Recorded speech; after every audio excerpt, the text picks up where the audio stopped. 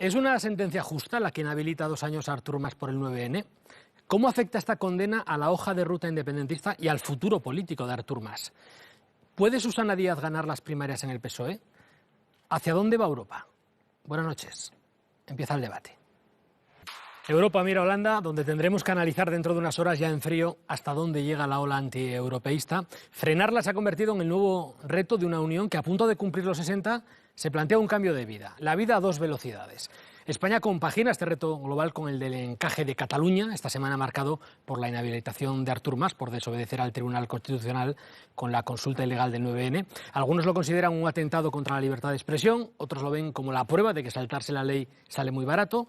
Son valoraciones sobre un hecho, el hecho de que en un Estado de Derecho existe la justicia, y aunque casi siempre hable tarde, y aunque casi nunca nos ponga a todos de acuerdo, la justicia acaba hablando.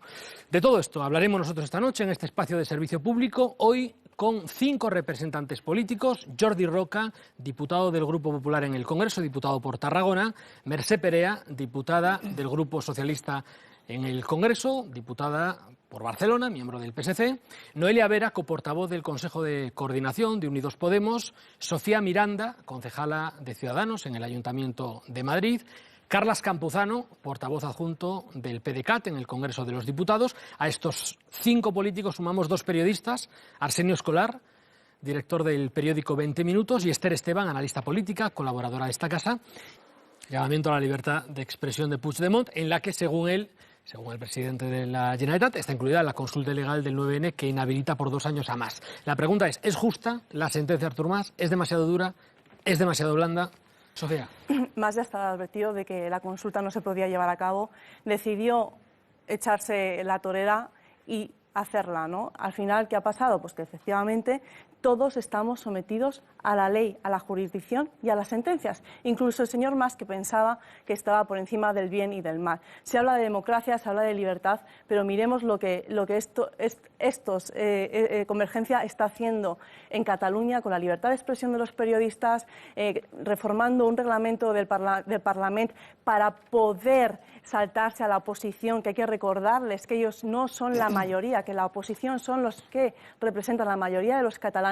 Entonces, para hablar de democracia y de libertad, primero hay que mirarse lo que uno está haciendo. Vamos a seguir hablando de la situación en Cataluña, así que les invito a quedarse en este estudio durante unos minutos. La otra pregunta, la otra derivada que nos hacemos es, lo apuntábamos hace unos minutos, es si esta sentencia influye y cómo en la hoja de ruta independentista.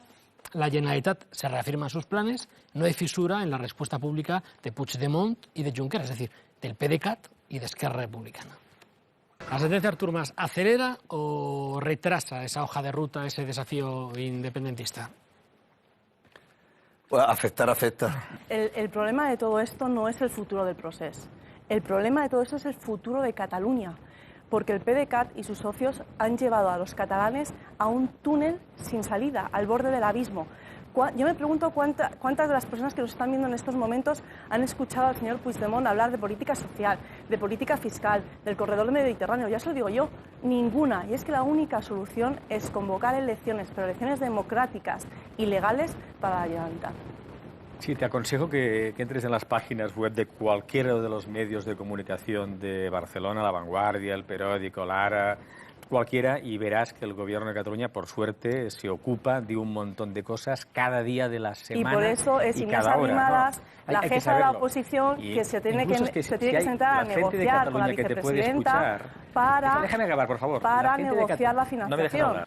Vamos a hablar del condenado, porque la inhabilitación por 2 años impide al líder del PDeCAT presentarse a unas próximas elecciones, si es que estas se adelantan, que la verdad es que es algo que todos dan por hecho. Ahora estamos en el otro debate, que es el futuro de Mas. Sofía. De verdad, no creo que el futuro de Mas sea importante, porque creo que se va a empeorar, ¿no? Con toda la corrupción que puede llegar a salpicarle. Creo que tiene que estar bastante preocupado en su casa. A mí lo que me preocupa, a mí como española, es el futuro de Cataluña, las políticas sociales que hay que implementar, las infraestructuras que hay que hacer, la educación, la sanidad. Eso es lo que preocupa realmente a los catalanes. Ojo, y la corrupción, que es un problema generalizado de todo el país. Un factor más, que también se hablaba aquí en el estudio, que es que el partido de Artur Mas se ha visto salpicado además en las últimas semanas por antiguos casos de corrupción, es verdad, pero que ahora llegan a los tribunales, a la investigación por el caso del 3%. Se ha sumado primero el juicio por el caso Palau, en el que Millet ha reconocido que Convergencia se financiaba ilegalmente, y ahora el juicio por el caso Pretoria, considerado el mayor caso de corrupción urbanística en Cataluña. La red Pretoria operó entre los años 2000 y 2009, cuando salió a la luz una trama que pudo defraudar unos 45 millones en euros. Por ese motivo están sentados en el banquillo 11 acusados, entre ellos 2 hombres del círculo más estrecho del expresidente catalán, Jordi Pujol, que es el exsecretario de Presidencia, Lluís Prenafeta, y su lugarteniente, su consejero durante 14 años, Macià Lavedra. Mira, efectivamente, decir que el caso Pretoria nada tiene que ver con Convergencia es como decir que la Caja B de Barcelona nada tiene que ver con el Partido Popular, ¿no? Lo que es inadmisible es que se utilice el nacionalismo, que se utilice el procés para tapar la corrupción que durante 20 años Convergencia ha llevado a cabo. Durante 20 años, señor Mas, el señor Pujol ha estado robando a todos los catalanes. Sofía. Mira, los que habláis de un mundo virtual sois vosotros, que os habéis tenido que inventar un partido nuevo, pero sois la misma gente con las mismas sedes embargadas. Entonces, no vengáis a decirnos a nosotros que es que vosotros no queréis hablar de la corrupción. Efectivamente, es que no os interesa hablar de la corrupción. Cada y os interesa más que los catalanes estén pendientes del proceso, de la sentencia de Artur Mas y de la inhabilitación de Artur Mas, que de la corrupción. Cada día que hay noticia, que es noticia todos los días. De lo que Pujol y el señor Mas han robado a todos los catalanes. Bueno, el debate que ha introducido la oposición en Andalucía, el Partido Popular, Podemos y Ciudadanos, y también las candidaturas rivales en el PSOE, es si es posible compatibilizar esa candidatura de Susana Díaz con la presidencia de la Junta de Andalucía. ¿Es compatible? ¿No es incompatible?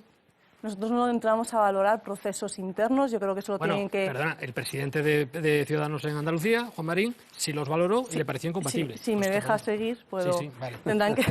Claro, es que si no me dejas terminar, te me adelantas al argumento. Vale, adelante. Entonces, primero tienen que decir los militantes del Partido Socialista qué tipo de liderazgo quieren.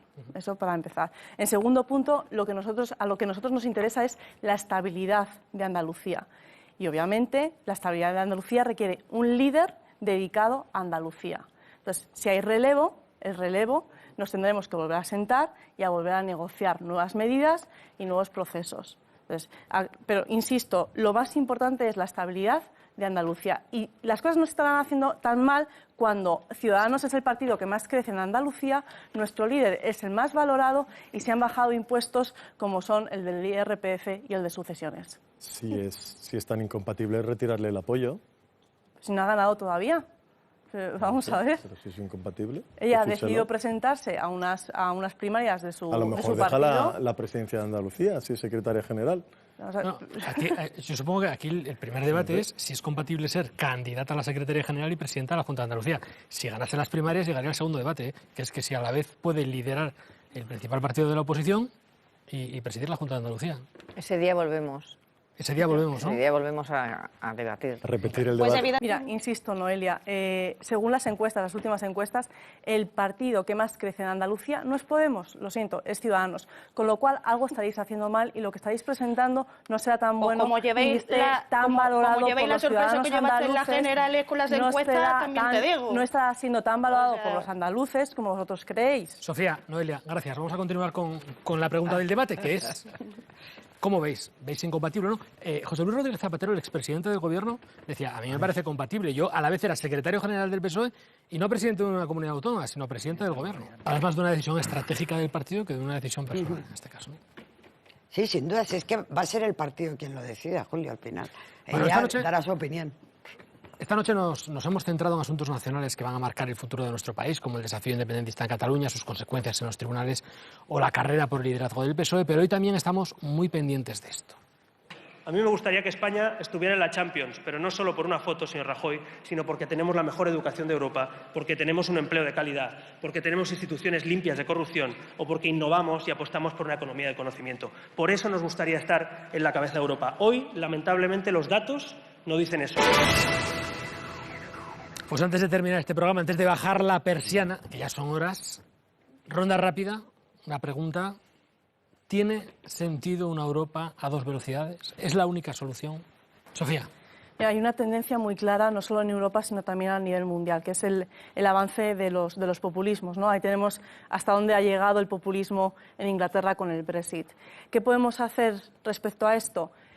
Para luchar contra esto, una Europa mucho más fuerte y mucho más unida. Y sí que es cierto que Europa...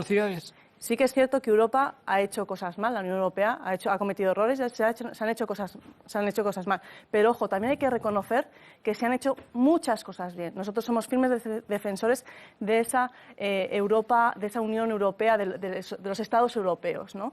Y para ello necesitamos una Europa fuerte, una Europa unida y muchas más políticas de centro que puedan combatir a los populistas. ¿Y con 2 velocidades? Insisto, los Estados Unidos europeos. Noelia, a ver si tú me respondes. ¿Con 2 velocidades sí o no? Bueno, el tema de las 2 velocidades que me parece también un discurso que se queda fuera. Bueno, más que nada es que los 4 grandes están abogando por las 2 velocidades. Parece bueno, lógico saber cuál es la opinión de los partidos sobre esa posición, ¿no? Te lo argumentamos. A mí es que el discurso de Rajoy de hoy me ha parecido completamente alejado de la realidad, muy alejado de la realidad, ¿no? El proyecto europeo yo creo que en su momento funcionó porque garantizaba el estado de bienestar, o por lo menos ese era el objetivo, aparte de los económicos, y hoy en día pues me preocupa que no tiene nada que ver con eso, ¿no? Al revés. O sea, estábamos hablando, Arsenio lo decía, ¿no? Estaba nombrando casos muy concretos y problemáticas muy concretas para los que Europa no está consiguiendo tener respuesta, pero me preocupa más todavía la posición en la que España se encuentra con respecto a la Unión Europea, ¿no? Hoy también Rajoy, completamente fuera de la realidad, pues decía, bueno, prácticamente que éramos el país más competitivo de la Unión Europea cuando somos, pues, perdóname por la expresión, el chiringuito de Europa, ¿no?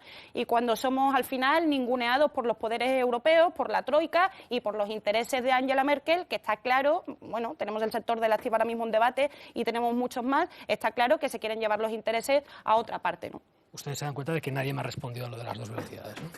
Sí. Yo creo que el punto de partida es un error. Es decir, tú no vas a un examen a sacar un 5, tú vas a un examen a sacar un 10. Después de los años que llevamos de crisis, donde el austericidio ha quedado claro que no sirve, que no funciona, la única posibilidad que tenemos para salir hacia adelante es una Europa consolidada y fuerte, y buscar e identificar cada país cómo puede aportar y evidentemente puede revertir políticas que en este momento han sido nefastas. De 2 velocidades, el punto de partida de 2 velocidades es un error estratégico. Jordi. La Unión Europea ha sido una historia de éxito. El que diga lo contrario se equivoca, y además lo sigue siendo. ¿Por qué? Porque el 6% de la población mundial, que genera el 25% de la riqueza, es decir, del bienestar, y gasta el 50% mundial en estado del bienestar. Eso es una historia de éxito, no se puede criticar. Europa, que sabemos todos que ha tenido una historia muy convulsa, lleva 60 años de paz, de democracia, de derechos humanos. Es uno de los firmes impulsores de los derechos humanos en todo el planeta. Tiene un poder político, no militar, pero sí político, fundamental en los desarrollos de la democracia en muchos lugares del planeta. Es un agente internacional de pacificación, de diálogo, de resolución de conflictos. Y ahora unos ciertos movimientos políticos populistas aspiran a buscar, ofrecen soluciones muy fáciles a problemas muy complejos, como los que citaba Arsenio, de inmigración, de la globalización, del cambio tecnológico, y ofrecen soluciones súper fáciles, que nadie sabe dónde se han aplicado, y además buscan culpables, señalan culpables. No, lo culpable es Angela Merkel, la Troika, Europa, cuando es mentira.